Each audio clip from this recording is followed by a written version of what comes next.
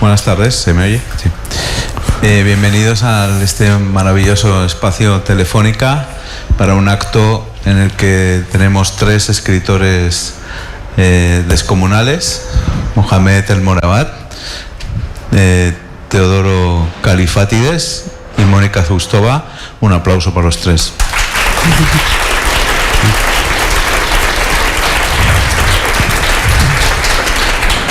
El Morabat, perdón, que he dicho el Morabat.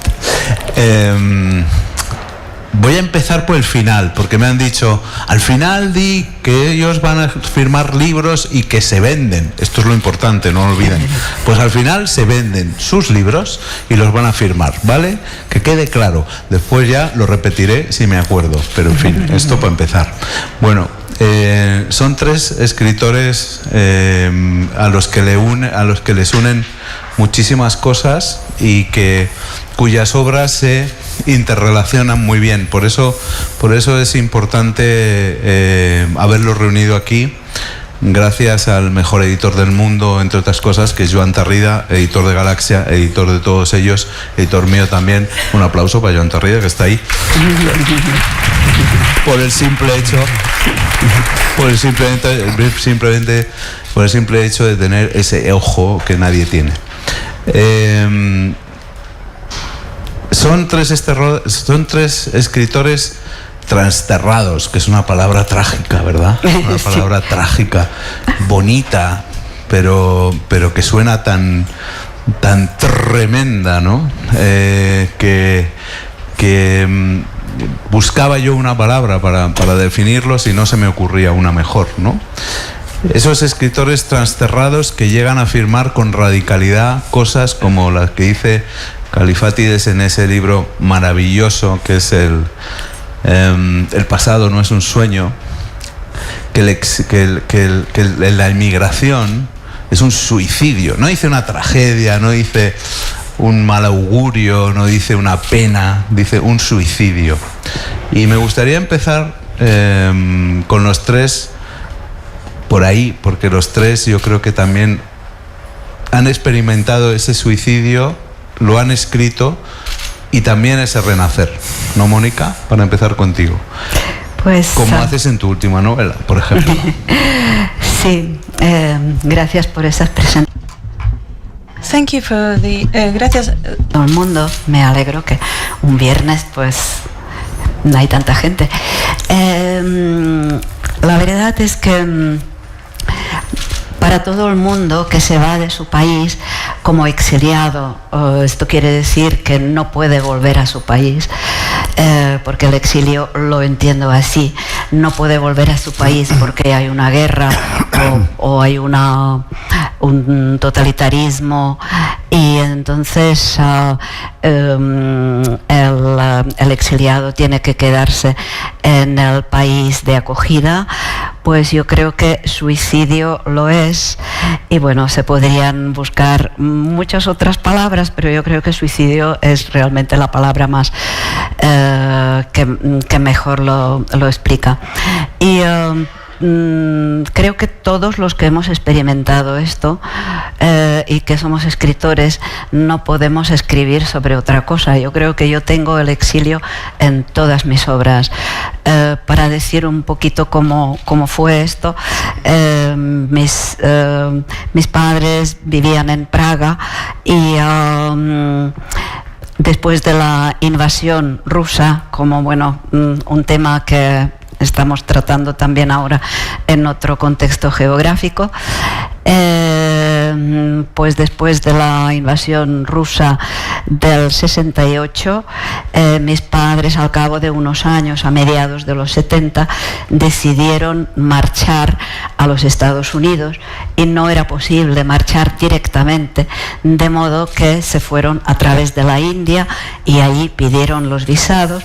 Luego nosotros aterrizamos en los Estados Unidos, donde nos lanzamos a la piscina. El paso a a través de las fronteras era muy difícil, muy dramático.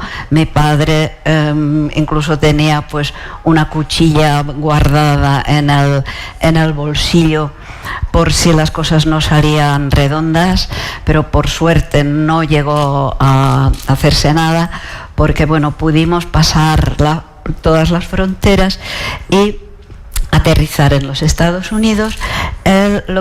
Y realmente cuando llegamos a los Estados Unidos y allí tuvimos que hacer una nueva vida en un idioma que no conocíamos, en un ambiente cultural que desconocíamos totalmente, o sea que éramos como ciegos, no teníamos absolutamente nada. Mi padre conocía a 2 o 3 personas, todo el resto no conocía absolutamente nada, ¿no?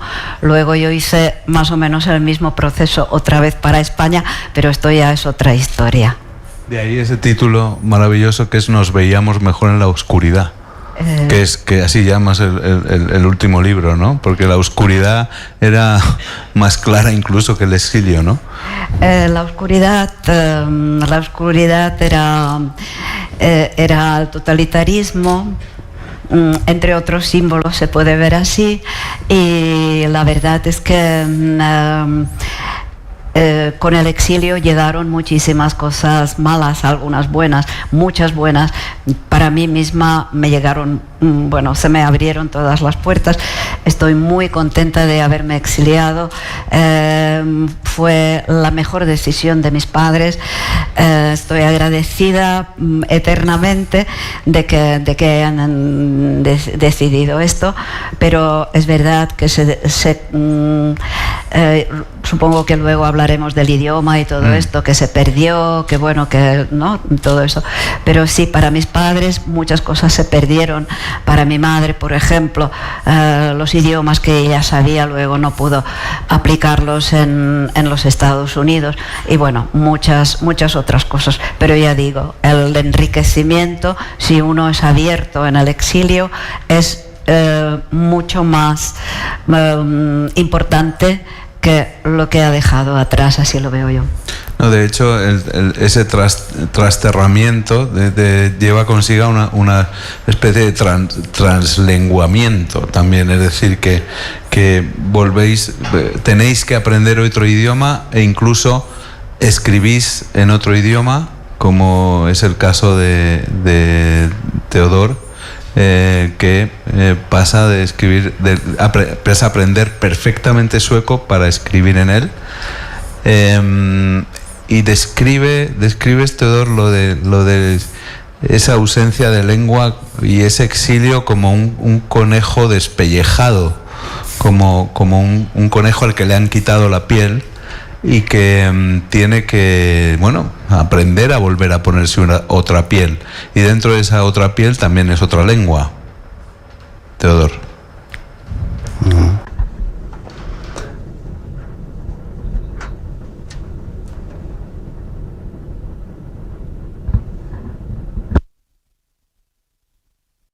Sí, la verdad es que fue una situación muy complicada porque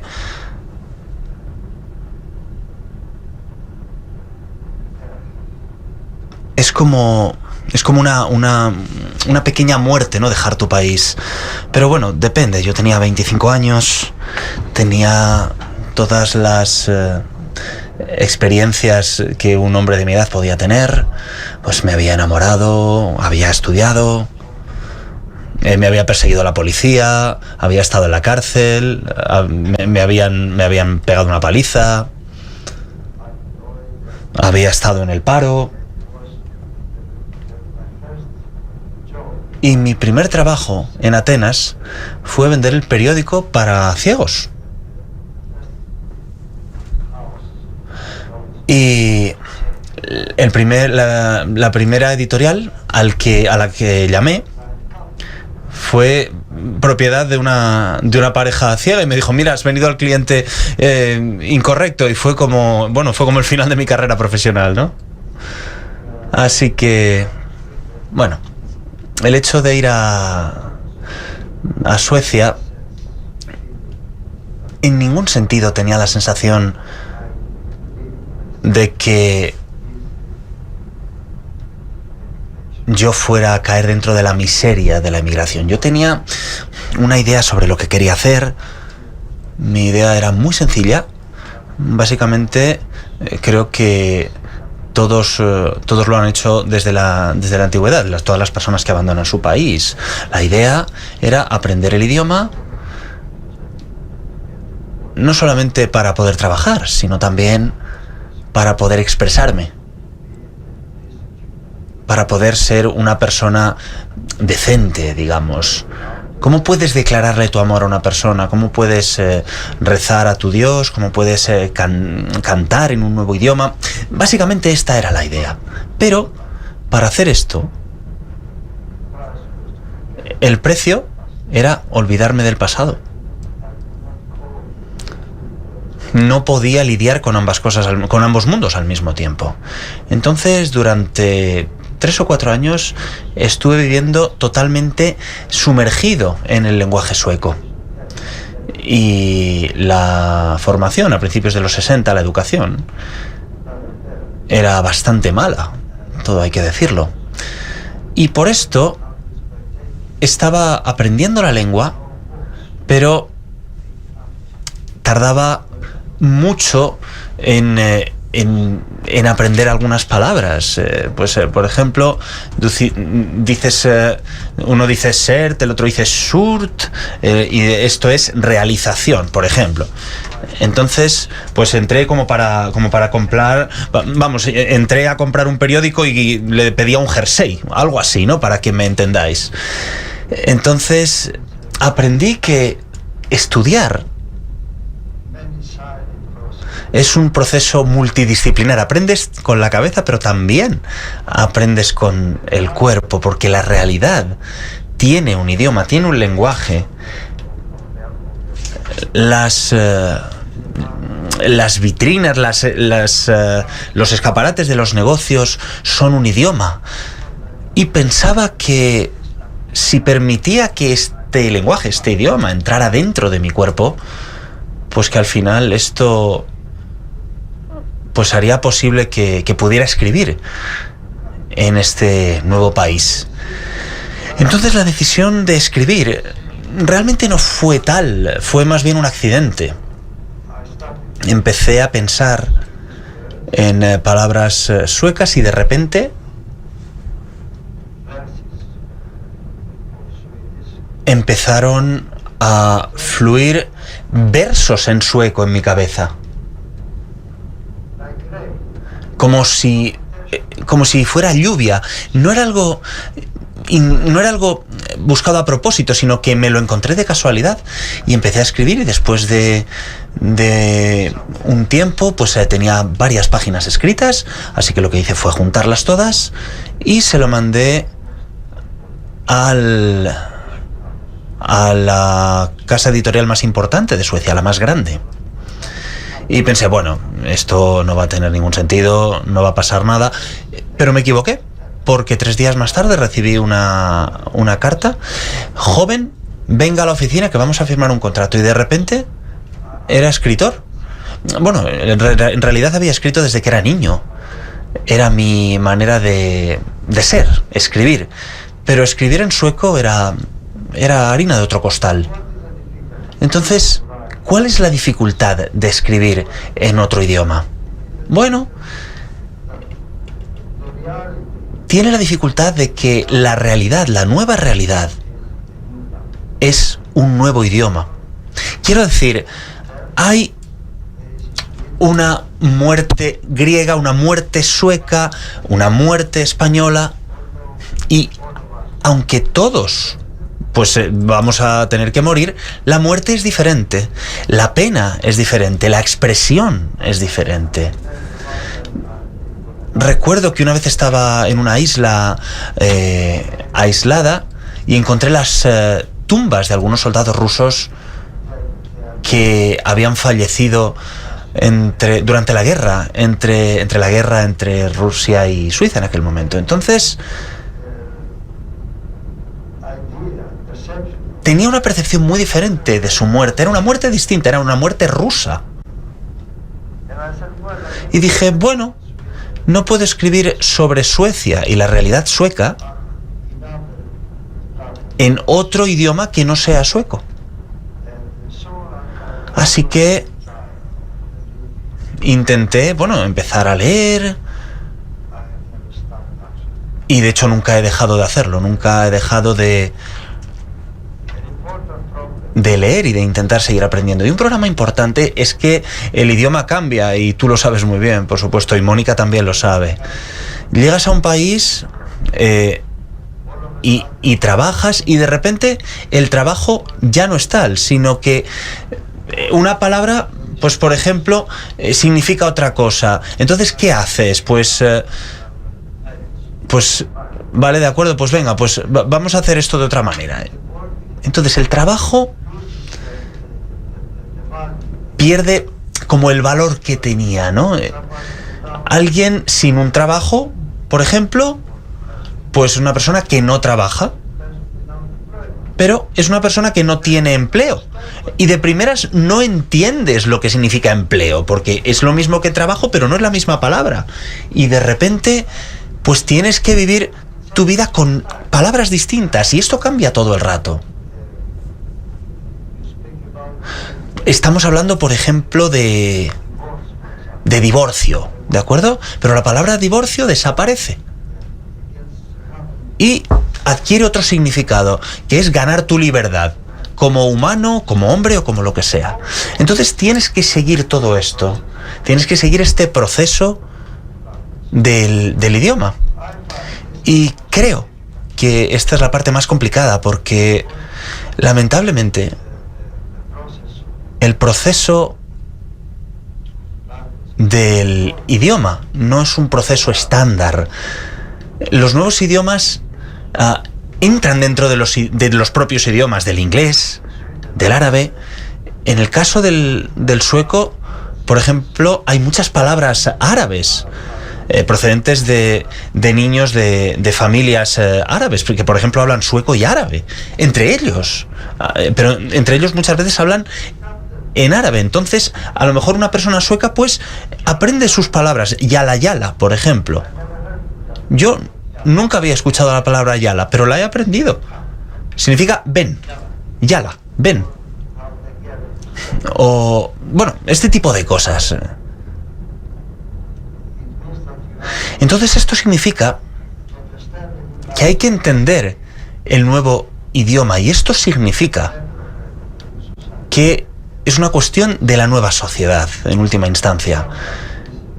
Y a veces esto es muy complicado, porque aunque hablemos sobre igualdad y sobre el no racismo, etcétera, no es tan fácil muchas veces. Si eres negro, y todo el mundo lo puede ver. Y si hay un hombre blanco ahí, pues él va primero en todo el mundo. No hay cuestión sobre esto. Que está comentando Teodor, están en un libro maravilloso, que es Otra vida por vivir, el primer libro que conocimos de él en español. Y también hay grandísimas reflexiones en al que aludía antes, El pasado no es un sueño, o ahora en Timandra, que es el nuevo.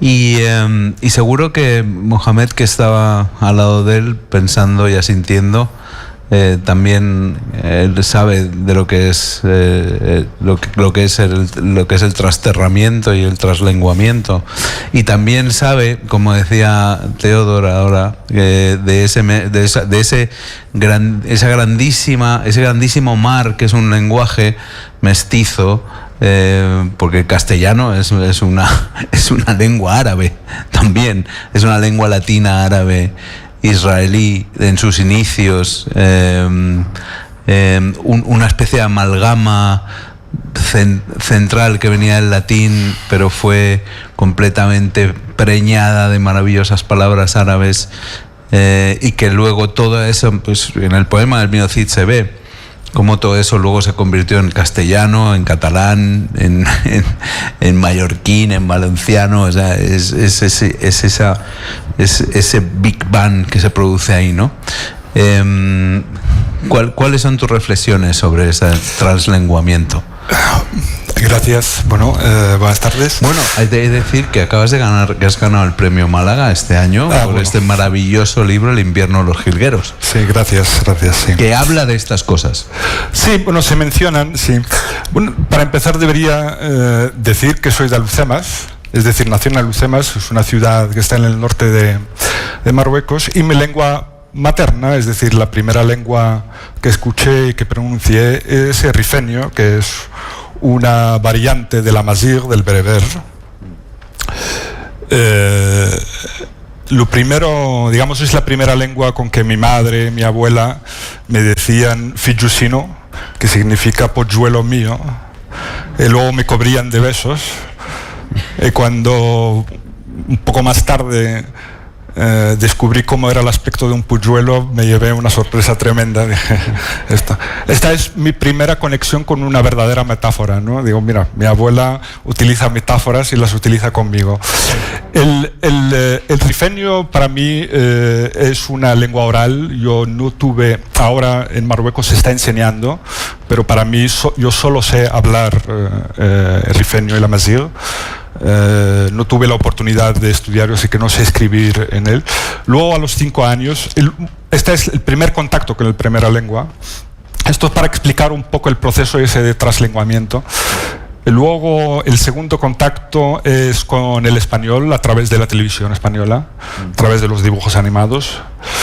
Luego, a los 5 años, entré al colegio y tuve un primer contacto con el árabe clásico. Y a los 6 años con el francés. Más o menos digamos que hasta los 6 años sabía contar en 4 idiomas hasta 32, que era el número de nietas y nietos que tenía mi abuela, más o menos. Hasta aquí, más o menos, este es el periplo idiomático en que me crié. Es decir, en mi casa hablábamos el rifeño, veía la televisión en español, iba al colegio, estudiaba en árabe y en francés. Y estas dos lenguas, el árabe y el francés, debo decirlas, eran lenguas que aprendí no para hablarlas, sino aprendí para escribirlas y leerlas. Sobre todo son las lenguas con que tengo contacto con ellas a través de los libros. Sin embargo, el español era más fonético porque lo veía a través de la televisión, y el rifeño era el presente en la calle y en esto por una parte. Bueno, y esta amalgama de idiomas pues me acompaña, y esto no es nada extraordinario en Marruecos, es decir, esto es lo común en Marruecos, sí, no es nada extraordinario. Esto me acompaña hasta los 19 años, que es cuando llego a Madrid. Y de repente se apagan estas voces porque resulta que el idioma que se habla en la calle en Madrid se parece mucho al que escucho en la universidad, y se parece mucho al que escucho en la televisión, y se parece mucho al que leo en los libros. Esto para mí sí que es una gran nueva aventura, porque de repente me veo delante de un idioma que hay matices en un ámbito y otro, pero en el fondo se parece mucho, y lo tengo alrededor en todo el desarrollo de mi vida cotidiana, ¿no? Y más o menos, y la relación con el español, luego esto me ayudó mucho a centrarme, ¿no? y a profundizar en el idioma y intentar aprenderlo mejor, perfeccionar tal. Y luego la relación posterior de decidir escribir, es verdad que también es un accidente, porque llegó un momento, la verdad, la reflexión de con qué idioma debo escribir, cuando ya empecé a tener inquietudes literarias, la reflexión sinceramente la hago a posteriori. O sea, yo cuando me senté a escribir ya lo tenía claro que tenía que escribir en español. Me gusta la anécdota de Califátides cuando dice que entra a pedir una camiseta y pide un jersey, porque yo creo que al principio, que no pronunciaba bien, iba a la carnicería y decía, dame medio kilo de ternura, era para pedir medio kilo de ternera, cosas de estas que al final nos hacen más humanos y crean vínculos de amor en el día a día. Pero es un proceso, digamos, es un proceso largo, el proceso en que uno más o menos va tomando conciencia. Pero es verdad que a mí mi relación con el español, con el castellano, es una relación, digamos, de promiscuidad. Yo tengo una relación promiscua con la lengua, que aspira a ser una relación de amor, ¿no? Como debe ser. Gracias. Promiscuo. Fantástico, fantástico. Joder, menudo lío me has hecho en la cabeza. Bueno. Con tanta lengua. Y qué suerte y qué envidia, ¿no? Que también me da envidia la experiencia de Mónica, porque yo sé lo que es ser checo y casi por apegamiento saber eslovaco, polaco, ruso y luego inglés y francés, lo que haga falta, ¿no?, para defenderse en este mundo. Pero también vamos a la raíz de estas cosas, porque en el libro de Mónica también hay una cosa que también he hablado antes con Teodor, que es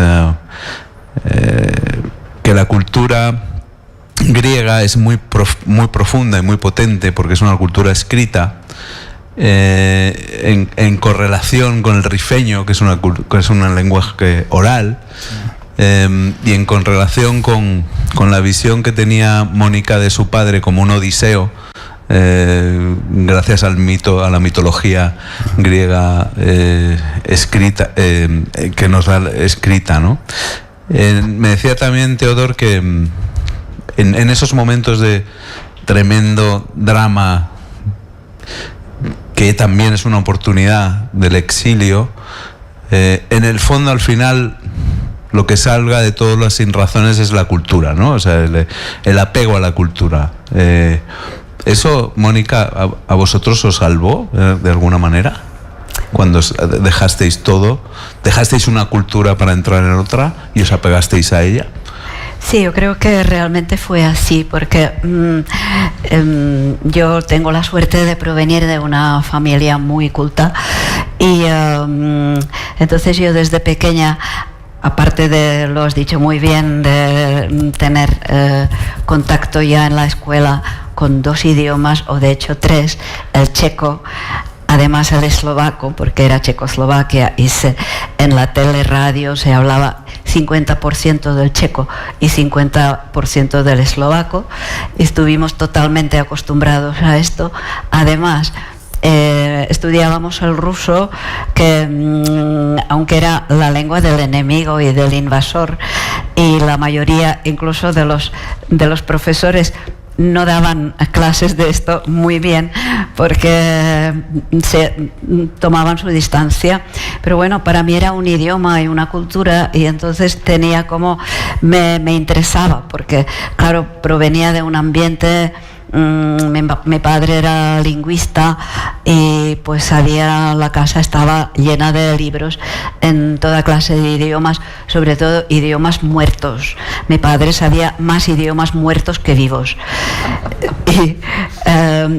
y algunos incluso los hablaba. Bueno, básicamente el latín, que es el único que se puede hablar, y él es uno de los pocos expertos que lo hablaba. Entonces, cuando llegamos a los Estados Unidos, no sabíamos el inglés, eso es verdad, pero de alguna manera, cuando ya sabes otros idiomas, bueno, mi padre hablaba inglés, pero hablaba un inglés que no era el que se hablaba en la calle, no entendía a nadie. Los demás es que no sabíamos nada, ni una palabra, ¿no? Era bastante terrible, ¿no? Bueno, intentábamos. Por ejemplo, me acuerdo cuando llegamos a Nueva York, yo quería preguntar qué hora es a alguien, pues la persona no solo que no me entendió por la calle, sino que es que tampoco tenía ganas de pararse, y yo ahora lo entiendo, ¿no? Pero claro, era como llegar, como si un pueblerino llega a una gran ciudad y no entiende absolutamente nada de la gran ciudad, no entendíamos, estuvimos absolutamente perdidos, ¿no? Y bueno, pues quien antes, quien después aprendimos el inglés, para mí Yo la verdad es que antes que el inglés aprendí el ruso porque tenía ganas de leer en algo, y entonces el ruso podía leer en ruso y había muchos libros rusos en la biblioteca. Pues mi primer paso en Estados Unidos fue mejorar mi ruso. El segundo paso era ponerme a estudiar el hindi, porque como viajamos a través de la India, entonces pensé, bueno, yo estaba bajo el impacto grande de la cultura de la India, entonces me puse a estudiar el hindi y el sánscrito. Pero bueno, el inglés, quieras o no, pues también se hizo su paso, y al cabo de más o menos un año y medio, pues leí mi primer libro en inglés. Y bueno, la verdad es que ahora cuando me pongo a escribir, pues el inglés también me viene, y me viene el español, me viene también el checo, me viene el catalán. Pues escritora en 4 lenguas es, oye, es para estar orgullosa, ¿eh? Y buena escritora. Gracias. Teodor, eso de que la cultura nos salva, ¿estás seguro?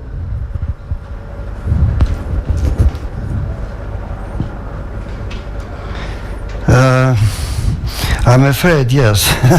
Me temo que sí.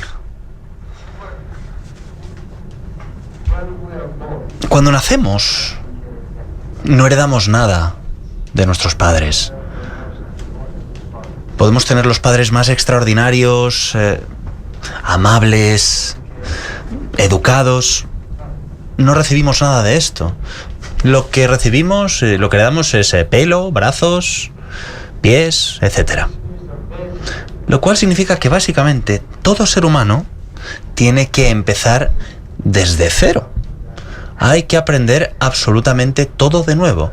Hay que aprender que el amor puede doler. Hay que aprender que ser una buena persona no es tan fácil, y a veces incluso es contraproducente. Tienes que entender a la gente. Tienes que aprender a entender a la gente. Tienes que mirar a Mohamed o mirarme a mí y ver que somos seres humanos. El primer año que estuve en Estocolmo me quejaba mucho de que no me miraban como si fuera un ser humano. Y un amigo poeta me dijo, mira, pues esto debería satisfacerte, que no te miren como si fueras un ciervo. Entonces tenemos que empezar desde el principio, y esto no es fácil.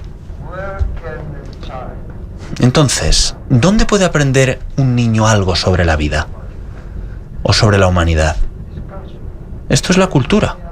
No hay ninguna otra fuente. Tenemos todas las experiencias de los seres humanos, las tenemos todas. Las tenemos en los poemas, en los cuadros, en obras de teatro, en películas, en lo que sea. Están allí. Estoy seguro de que si alguien lee, por ejemplo, a Tolstoy, Guerra y Paz, nunca, jamás iniciaría una guerra. Porque sabría lo que es. Ahora no lo leen. Los niños no saben lo que es una guerra. Por eso inician las guerras en este momento. Por eso se inician. En el caso de Europa, lo que sucede es que los políticos dictan la vida cultural de los países. Y debería ser al revés. Debería ser la cultura la que dictara la política.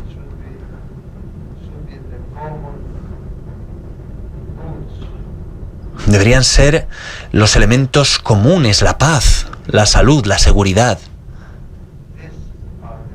los que fueran los objetivos que todo el mundo ansiara. Seríamos mejores si leyéramos, si pensáramos más, si fuéramos más culturales, personas más culturales de lo que lo somos en realidad. ¿Y cómo va a cambiar esto? Pues francamente no lo sé. Veo que todas las culturas se están convirtiendo en más violentas, en Grecia, en Irán, en Irak. Son culturas muy antiguas y se han olvidado de todo. Se han olvidado de todo menos de la guerra. Llevan luchando 3000 años y no han aprendido nada. Así que, aún así, no tenemos ninguna otra fuente para crecer como seres humanos. Solamente la cultura, nada más. ¿Crees, Teodor, que Putin no ha leído Guerra y Paz, o si la ha leído no la ha entendido bien? Well, A lo mejor es que no la ha entendido bien, ¿no? well, I think Bueno, la pregunta no es... Es decir, la cuestión no es si leer a Tolstoy o no, seguramente lo haya hecho, sino entenderlo, ¿de acuerdo? Este es un tema diferente. Tenemos un mundo en el que Putin, y siento decir esto, también es una víctima de sus propias ideas. Porque, independientemente de lo que pase, esta guerra no va a beneficiar a nadie, ni siquiera a Putin. Nada, no se va a ganar nada después de esta guerra, pero aún así la llevan a cabo. ¿Por qué?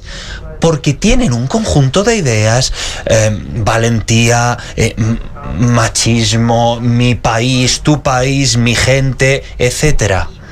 Todas estas nociones espurias que inevitablemente desembocan en la guerra. Me ha sorprendido escuchar a un escritor persa que, bueno, no sé si es cierto o no, pero que si un persa a lo mejor insultara a otro persa, le dice, eres un árabe. Y lo peor que puede ser para un persa, ¿es así? Ya que... ¿Qué es un árabe? Es una de las mayores civilizaciones que hemos visto, pero también se han olvidado de esto. Entonces, insisto, no tenemos otra manera de educarnos y de formarnos, de entender los valores que deberíamos conocer y que se están diciendo, que recurrir a los escritores, a los poetas, y están ahí para nosotros, para que les leamos, para que les disfrutemos. Y no lo hacemos. No lo hacemos. De hecho, todo lo contrario. La educación formal en Europa no es humana en absoluto, no es humanista, es económica, de negocios, de cómo ganar dinero, de cómo ser mejor que los demás y este tipo de cosas, cómo cocinar, cómo... todas estas cosas, pero no cómo ser un mejor ser humano. Esa alusión que hace Teodor siempre al chauvinismo como una desgracia, que te hace pensar que eres mejor que alguien o no, ese sentido de la superioridad. Me imagino, Mohamed, que de eso tú naciste curado. Sí, pero me hace recordar una anécdota que he leído, que la cita Todorov en un libro maravilloso que se llama El miedo a los bárbaros, por cierto citado en Galaxia. Otro autor de Galaxia, no podemos citar otra, perdón, no vamos a citar a... Todorov dice, es que esta historia me gusta mucho. Todorov dice que los griegos dividían entre nosotros y los otros, o sea, todos los extranjeros eran los bárbaros. Y lo eran básicamente por la razón de la lengua, es decir, o porque no hablaban griego, o porque no lo entendían, o lo hablaban mal. Entonces, todo aquel que hablaba mal griego, no lo entendía o lo hablaba mal, era un bárbaro.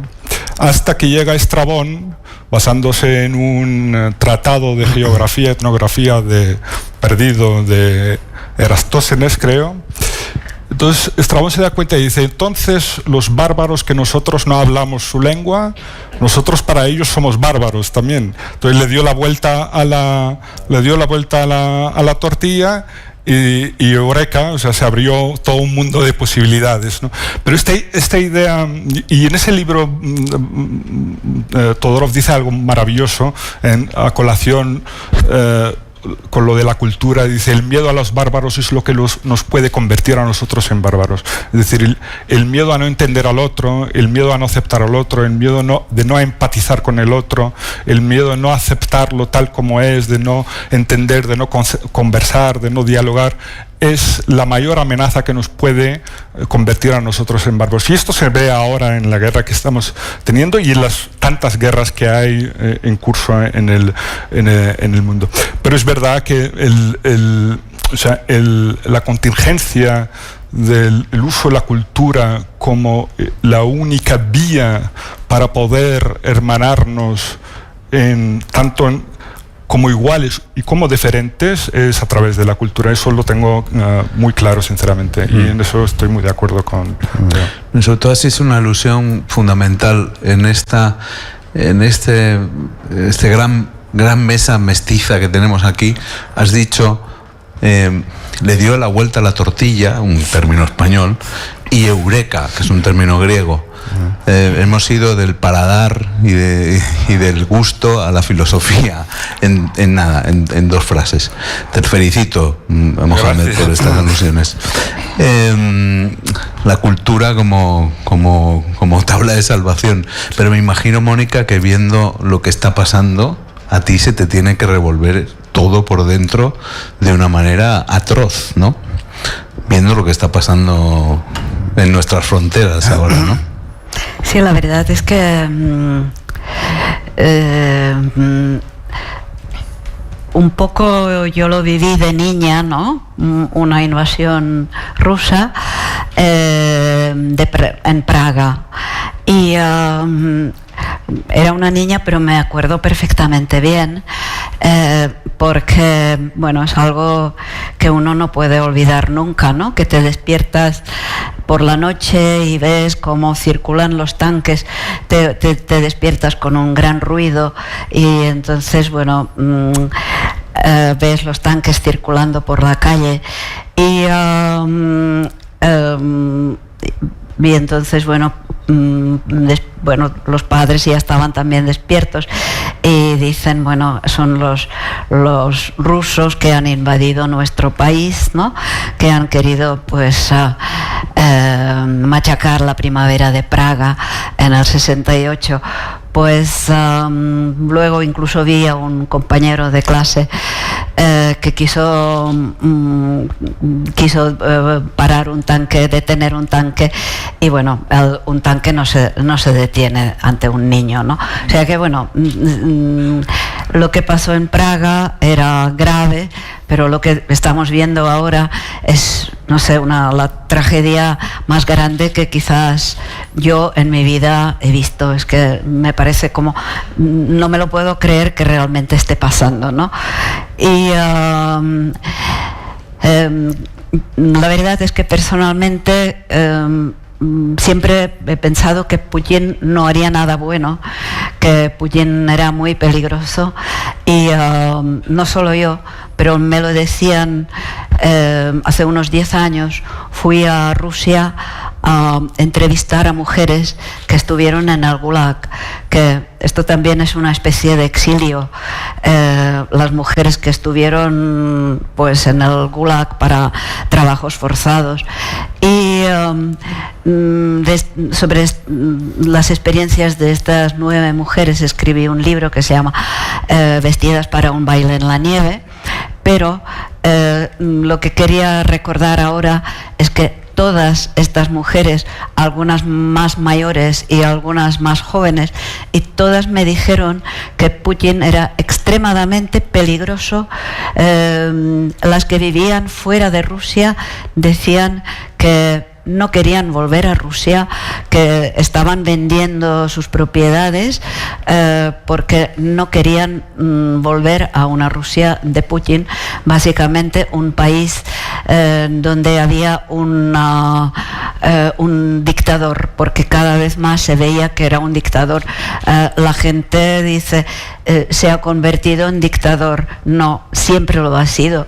No nos olvidemos que hace ya 15 años o más que hizo matar a Anna Politkovskaya. O sea que esto va a más y ahora está cumpliendo su sueño de las masacres que ha ido causando en todas partes del mundo, pues ahora la está causando a las puertas de Europa, para asustarnos a todos, cosa que está consiguiendo, desgraciadamente. Bueno, llevas años advirtiendo esto en tus artículos y en libros maravillosos como Vestidas para un baile en la nieve, que recomiendo también porque es magistral. Y yo creo que ha llegado la hora de que ustedes también pregunten, porque yo tengo muchas cosas más que preguntar, pero también quiero dar la oportunidad aquí al auditorio para que levanten la mano y se puede preguntar cualquier cosa. Aprovechen la oportunidad. ¿Hay alguna pregunta ya? Allí. Empezamos. Mira, allí en el bloque. Sí.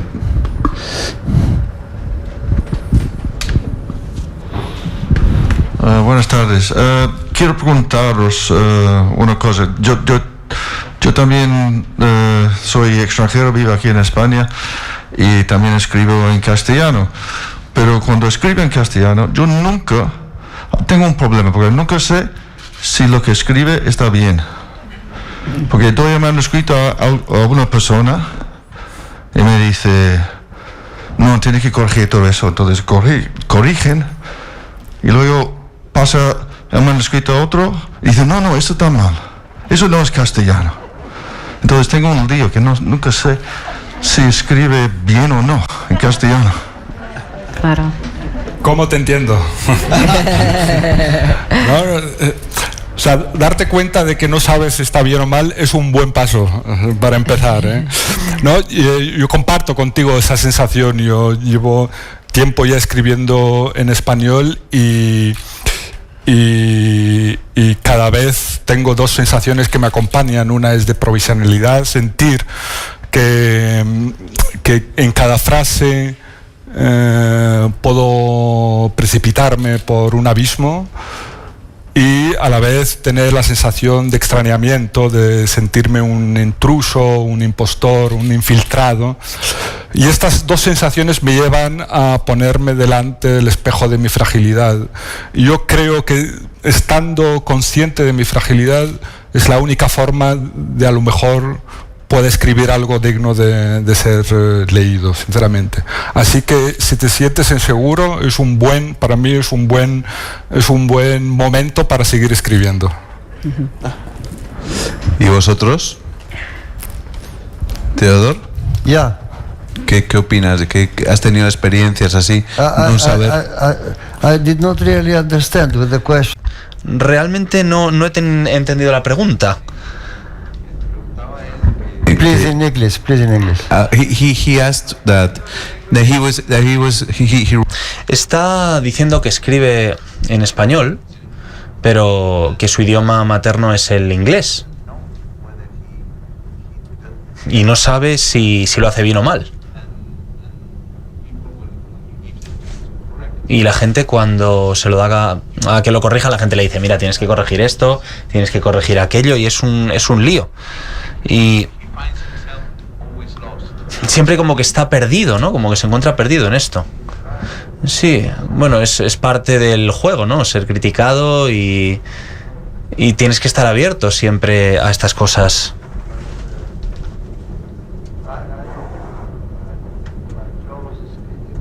Pero, por ejemplo, mi mejor crítica o mi peor crítica es mi mujer. Le digo, ¿esto está bien? Me dice, no está bien. Pero bueno, nos seguimos llevando bien, seguimos aprendiendo. Pero, en cualquier caso, entiendo muy bien los problemas. Y esto también tiene que ver con el hecho de que el idioma cambie. Mohamed ha puesto un ejemplo antes sobre los bárbaros.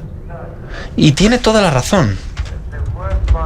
Pero la palabra bárbaro no existía realmente. Y los antiguos griegos, por bárbaro, no querían decir bárbaros en este sentido, sino se referían a alguien que no hablaba griego. Este es el tema. Pero luego pues como que se pervirtió el uso de esta palabra, y esto lo vemos constantemente, todos los días. El sentido de las palabras, las dificultades implícitas, no sabes qué va a pasar en el futuro muchas veces con muchas palabras. Mira, por ejemplo, cuando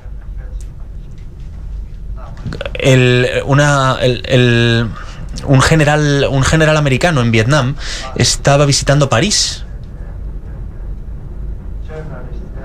y los periodistas le preguntaron, bueno, ¿cuál es su opinión sobre la Revolución Francesa? Pensó un momento y dijo, es muy pronto para decirlo. Así que es exactamente igual. Pasa lo mismo con el idioma. Nunca sabes dónde van a acabar las cosas. Las cosas cambian constantemente. Entonces, este es un problema real. Y también, pues ahora mismo tenemos un fenómeno que no existía antes.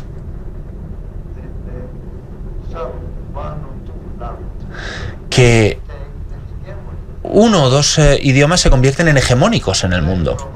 Esto, bueno, es... Pues en 100 años, pues a lo mejor la literatura sueca no existe, o la literatura griega. Todo se va a escribir en inglés, o en algún tipo de inglés, digamos, o en hindi, no lo sé. Pero así funciona la cosa. Y es una pena, porque esto al final va a desembocar en la pérdida de muchas experiencias. Because poor. Yeah. Pero ese es el proceso de la escritura, ¿no? O sea, decís, es que es el proceso, decía nuestro amable espectador que bueno, tenía esa duda, pero es el proceso de la escritura en sí. Es decir, aunque lo escribas en tu lengua madre, nunca vas a estar seguro de si está bien o mal. Incluso aunque te digan que está bien, nunca vas a estar seguro que está bien. Nunca vas a, aunque lo veas publicado en un libro, nunca vas a tener la certeza de si es bueno o malo. Pero es distinto esta es la cuando angustia, ¿no? Es un poquito distinto cuando es una lengua que no es la tuya, ¿no? Porque yo tengo la comparación, porque algunos libros los escribo en checo y otros en español, ¿no? Entonces, bueno, empecé traduciendo. La traducción para mí era muy importante porque hice al revés de la mayoría de la gente. Me puse a traducir de mi idioma materno a otro que no lo era, ¿no? Y a veces, y luego incluso pues ya era tan atrevida que traducía del ruso, que no es materno, al castellano, que tampoco lo es, ¿no? Bueno, esto ya es demasiado fuerte, pero es una mezcla demasiado realmente fuerte. Pero, por ejemplo, cuando escribo en checo, pues tengo cuando tengo la página escrita, entonces veo lo que hay que corregir, aquí esto, tal.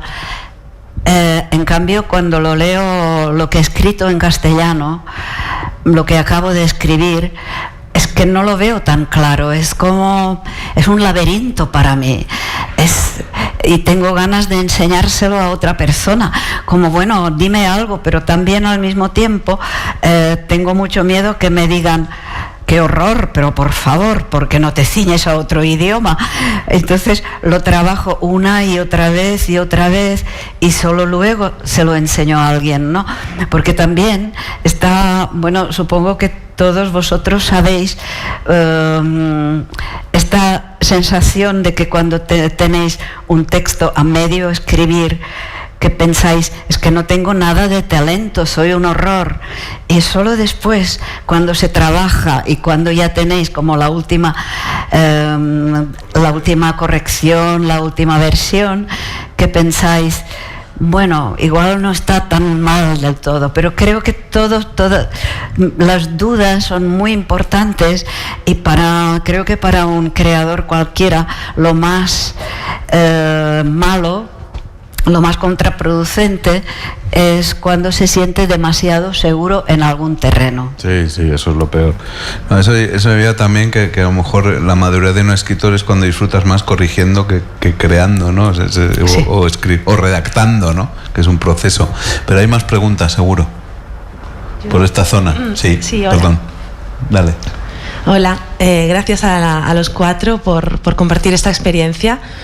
Y yo te he leído, Mónica, Las rosas de Stalin y también he leído a Mohammad, y tengo mucha curiosidad por saber cómo vivís la relación con la lengua que dejáis atrás o que de repente ya no es tan protagonista en la escritura. Para mí el estrechamiento de lazos con una lengua siempre va en perjuicio de otra, como si no hubiese suficiente hueco para profundizar a ese nivel de tantos matices sentimentales, lingüísticos, en varias lenguas a la vez. Entonces me pregunto si para vosotros el abrazar esa complejidad y esa riqueza que hace falta para escribir al nivel que vosotros escribís, si es a costa de renunciar a la otra lengua de alguna manera, si supone un pequeño duelo. Bueno, Ya,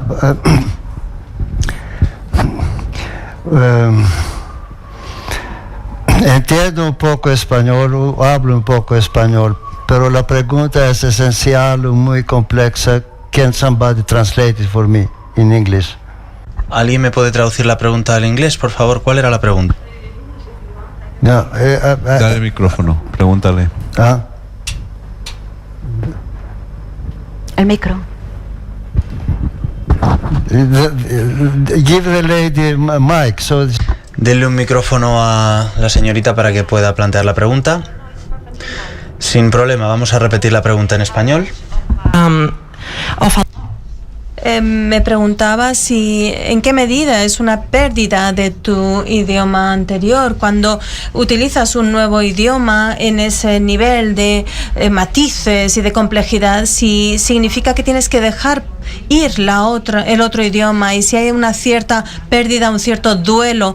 En mi caso, utilizar un idioma más ha supuesto la pérdida de otro idioma a favor de esta. well, yes, I understand now. Vale, ahora sí lo entiendo.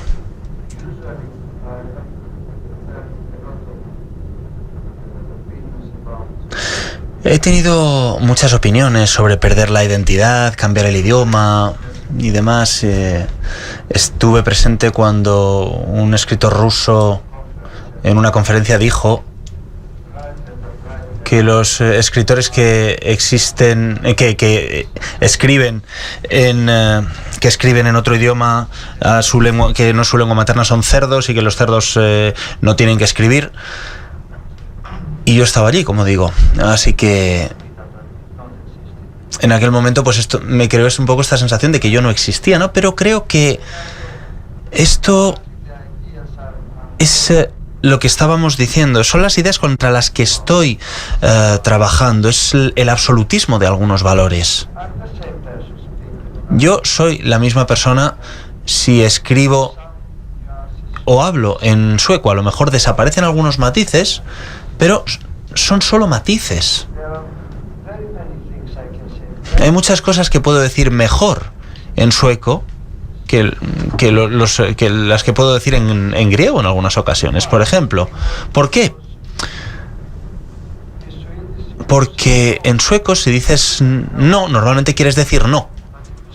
Pero si dices no en griego, puedes querer decir sí, casi sí, no se sabe. Entonces, bueno, dicen que luchamos por la democracia para establecer una dictadura. Al final se luchó por la democracia para establecer una dictadura. Entonces, en fin, ¿entiendes lo que quiero decir? Es una confusión absoluta. Y al mismo tiempo,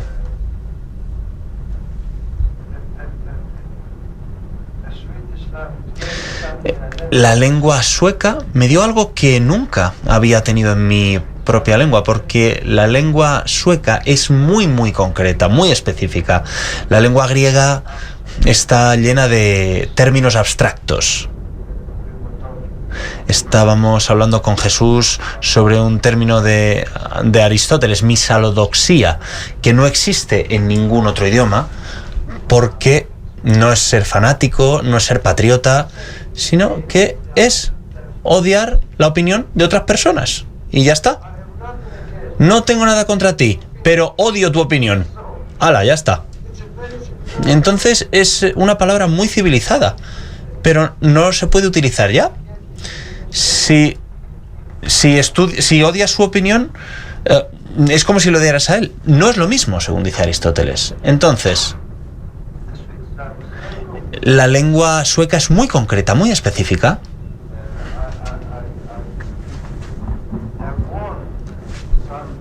Y he adquirido nuevos valores para mi literatura. Escribiendo de manera más directa, yendo más directo al grano, digamos, diciendo cosas que nunca habría dicho antes. Por ejemplo, que si analizas el corazón de un hombre sueco vas a encontrar un sacapuntas o un destornillador. En fin, son bromas, pero estas bromas no las podría haber hecho si solamente escribiera en griego.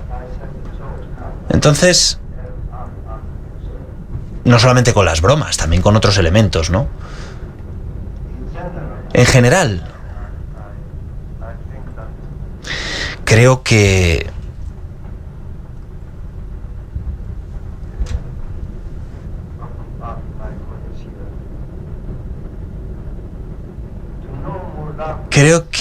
tal y como me estábamos comentando antes con mis compañeros, saber más idiomas es un síntoma de riqueza, de cualquier manera. Entonces, ¿en qué idioma decides escribir?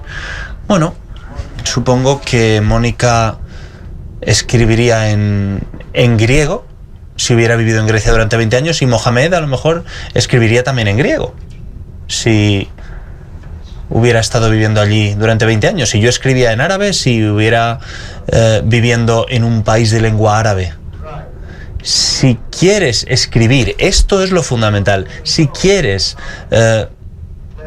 ver, pues, oye, pues cuán inteligente eres en una lengua, pues oye, vete al circo. Pero si quieres escribir un libro, puedes escribirlo en cualquier idioma que quieras si tienes algo que decir. Normalmente, yo digo que si tienes cosas que decir, puedes decirlas en todos los idiomas que conozcas. Si no tienes nada que decir, lo dices mejor en tu lengua materna. Y esto es la mayor parte de la literatura. Esta es la mayor parte de la literatura. No, estoy totalmente de acuerdo con Teo. Sí. ¿Y tú, Mónica? Sí, me gustaría decir algo. Yo creo que cada caso es distinto para contestar la pregunta esta. Hay autores que realmente se vuelcan al idioma en el cual escriben. Yo la verdad es que intento, si escribo en castellano, pues escribir en el mejor castellano posible, y leo mucho y todo eso, pero intento no perder mi checo para nada. Intento que mi checo, siempre he estado como mucho en contacto con mi checo porque he traducido muchísimo del checo, ¿no? Entonces, traducir, claro, era como estar a diario en contacto con mi lengua materna. Entonces, traducir los grandes clásicos, como puede ser Hašek, Harabal, Kundera, Havel, pues tienes como una escuela buenísima, y entonces todos estos autores circulan por mis venas ahora, y cuando escribo en checo sé que algo de este bagaje queda en las páginas, ¿no? Es normal. Y me gustaría contaros una pequeña cosa que me pasó el año pasado, que el libro que hemos citado antes, Vestidas para un baile en la nieve, se tradujo del castellano al checo, y entonces era otra persona quien lo tradujo, no fui yo misma, era otra persona porque se tenía que hacer rápido por razones editoriales en una editorial de Praga. Y entonces a mí me mandaron las galeradas del libro traducido por otra persona, pero que escribió en castellano. Y de golpe yo no reconocía mi libro, porque era yo normalmente escribo en checo, pero era otro checo el que escribo yo. Y bueno, yo intentaba pues leerlo, corregirlo, y corregía tanto que lo reescribía, y al final me dije, no, es que no puede ser que hagan lo que quieran, porque yo lo reescribiría todo, y no pude hacerlo. O sea que bueno, al final nadie se dio cuenta de nada, solo yo. Había una pregunta ahí que yo creo que ya será la última, aunque hay dos, pero bueno, ya con esa, porque nos tenemos que ir. Pero bueno, hay dos. Ahí hay una, ¿no? Había una aquí. Sí. Bueno, muchas gracias, ha estado muy interesante. Es muy breve mi pregunta. Quería saber, sobre todo por Mónica y Mohamed, ¿qué les ha parecido la capacidad que tiene el español con el verbo ser y estar de dividir un significado que normalmente está agrupado en un solo verbo en el resto de idiomas? Pues no lo sé. A ver, yo ahora mismo estoy feliz y soy feliz. Bien. Las dos cosas. No lo sé. Yo tengo líos ahí, o sea, lo reconozco. Tengo líos ahí en el ser y en el estar. Pero la verdad es que nunca he parado a pensarlo, ¿eh? Pues me apunto la pregunta, voy a reflexionar sobre el tema. Mónica. Sí, yo creo que realmente cuando el ejemplo que ha dado Mohamed es muy bueno, porque algunas de estas palabras, cuando dices soy o estoy, lo que sea, pues tiene un significado distinto, y bueno, pues no sé, también es un enriquecimiento. Creo que es como, está muy bien esto pero a mí me parece que no es lo más difícil de la lengua española. Lo más difícil para mí son los verbos, y por ejemplo el verbo es distinto cuando dices he venido aquí y es hoy, y vine aquí y quiere decir que es hace una semana, ¿no? Esto me cuesta mucho porque en otros idiomas no hay esta distinción. Mi gran lío es a quién debo o quién me debe. O sea, nunca me aclaro. Lo digo en serio, nunca me aclaro si me deben o debo. Te lo aclaro luego yo. Yo siempre tengo una duda con esto que me mortifica con respecto a Hamlet. ¿Y si Shakespeare querría decir ser o no estar? Nunca lo he podido dilucidar. Hay una pregunta. Sí, buenas tardes. Una pregunta muy concreta. Después de escuchar vuestras magníficas aportaciones, entiendo que lo perfecto, lo ideal, sería que cada escritor escribiera solo en su lengua materna y que todos los lectores fuéramos capaces de leer cada una de esas lenguas, ¿no? Lo escrito en cada una de esas lenguas. Si eso es así... La culpa fue de Dios. Si eso es así, ya, pero no estaríamos aquí. Me pilla un poco lejos. Entonces, si eso es así, la pregunta es, ¿por qué creéis vosotros que fracasa un intento de hacer una lengua común como fue en su caso el esperanto? Qué aburrido. Digo que qué aburrimiento esto de hablar sobre una lengua. No, la pregunta es estupenda. Vamos a ello. ¿Por qué fracasó el Esperanto? ¿Y por qué Dios tuvo esta cosa de...? Fracasó el intento de la búsqueda de una lengua perfecta la humanidad lleva detrás de él 3.000 años. Hay un libro maravilloso de Umberto Eco que se llama La búsqueda de la lengua perfecta, donde desgrana un poco esto en el contexto europeo, y hubo gente que se ha embarcado en este proyecto a buscar una lengua perfecta y a hacer las combinaciones. De hecho, los cabalistas se han dedicado muchos años, incluso siglos, para configurar una lengua que pudieran hablar, pero esto es lo que decía Theodor Kalifatides, esto es la muerte y el asesinato de la cultura, es la muerte de la deferencia, esto es qué aburrido sería el mundo si todos habláramos la misma lengua y nos entendiéramos tanto. Si lo bonito es que no nos entendiéramos y nos esforzamos en entendernos. Ese es lo bonito de vivir, en todo caso. Mónica y Theodor. Yo creo que Mohamed lo ha dicho muy bien. Sí. I'm in deep trouble because Tengo problemas porque la traducción está muy bien, pero escucho vuestras voces y escucho el inglés aquí, me estoy haciendo un lío y creo que estáis hablando de mi problema ahora mismo todo el rato. Entonces, sí, estabas respondiendo muy bien.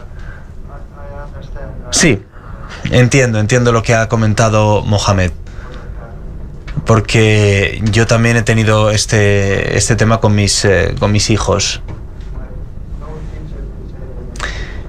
Ningún profesor podía decir el nombre de mis hijos. Por ejemplo, mi hijo, a mi hijo lo llamaban, es Marco Al-Khalif, porque no podían decir Califátides, entonces lo llamaba todo el mundo Marco Al-Khalif, porque no podían decir el apellido. Y a mi hija la llamaban la que tenía el nombre largo. ¿Cómo se llama? ¿Cuál es su nombre? El apellido, Califátides, claro. Pensé que estabas hablando del nombre, sí. Johanna Califátides. Entonces, después de un partido de balonmano, mi hijo, lo designaron el mejor partido, el MVP del partido, pero no pudieron decir el apellido. Así que dijeron, el mejor jugador del partido es... el mejor jugador... ¿Qué carajo pone aquí? Y no sabían decir el apellido. Así que bueno.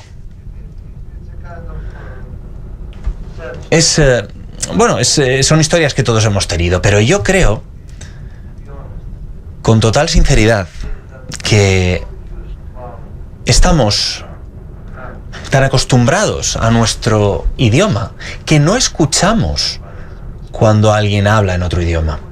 Incluso aunque sepamos el idioma, realmente no nos importa. Llegamos a la conclusión de que está diciendo cosas sin sentido porque no está hablando nuestro idioma.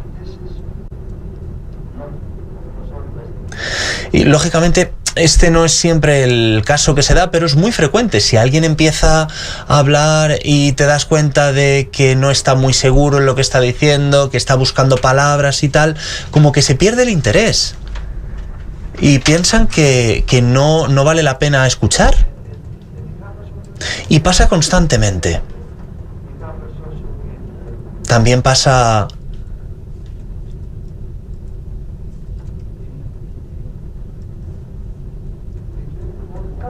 entre países incluso. Un país odia a otro país y para mí esto es no solamente absurdo, sino que es que ni siquiera entiendo cómo puede ser. Por ejemplo, los griegos odian a los albaneses. ¿Por qué? Pero mira, los odiamos o los odian muchos. Entonces, no sé. Bueno, Mónica estaba hablando de un escritor que la verdad es que es uno de mis favoritos, y cuando falleció, Maxim Gorki dio un discurso y dijo algo que es un poco como la Biblia para mí. Dijo: Chekhov era un caballero. Y vino y nos dijo: caballeros, Vivimos nuestras vidas muy mal. ¿Podemos debatir sobre qué hacer al respecto? Si tuviéramos este tono y este estilo, incluso aquí, pues otro gallo cantaría quizá. Otro mundo estaría ante nosotros. Caballeros, ¿podemos hablar de qué podemos hacer para mejorar? En lugar de... Mónica. Mientras tanto se me ha ocurrido que realmente el problema de Esperanto y estas lenguas es que son muertas, que no tienen vida. Yo creo que realmente la diferencia entre cualquier lengua que es viva, por más difícil que sea aprenderla, la aprendemos con ganas porque es la vida. En cambio, aquello pues no proviene de nada, es una calculación impuesta y por eso no ha tenido ningún éxito. Creo que es esto. Sí, es lo artificial, ¿no? Quizá ese Sí. es la clave de eso, que no Sí. es natural, que Claro. es artificial, ¿no? Claro, creo que sí. Y todo sí, lo sí, artificial. Sí. A no ser que un algoritmo de Telefónica consiga una alusión a esto. Tal. Y nada, simplemente despediros a vosotros tres, grandísimos escritores. Un aplauso final.